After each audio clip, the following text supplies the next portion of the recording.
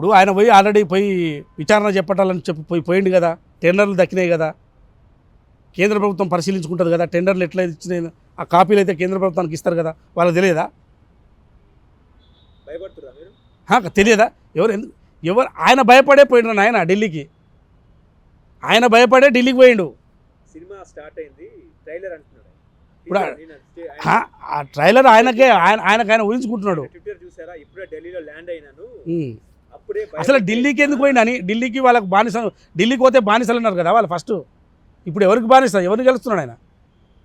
చూడు, ఇంకా వారానికి కొన్నాడు పోతాను ఎందుకు చెప్తున్నాడు? ఇప్పుడే ముందే ఎందుకు చెప్తున్నాడు వారానికి పోతా ఢిల్లీ? కానీ ఇంకా ఢిల్లీతో పని ఉంది వాళ్ళకు.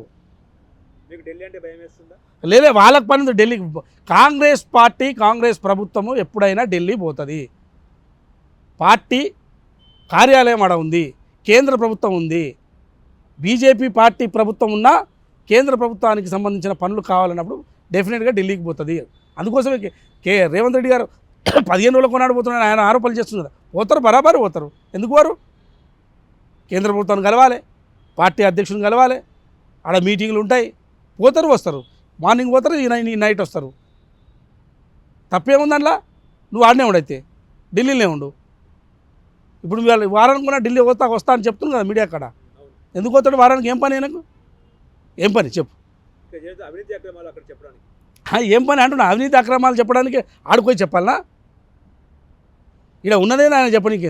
ముందు వాళ్ళ అవినీతి బయటపడుతుంది, ఇక్కడ అవినీతి బయటపడుతుంది. మొత్తం జరిగేదంతా కూడా ఢిల్లీ పోయి ఏమైనా ఆపించుకోవాలి, సంస్థలతో విచారణ ఆపాలనే ప్రయత్నం మనం చేసుకుంటుండేమో ఆయన. అది ఆగవు, దాగవు.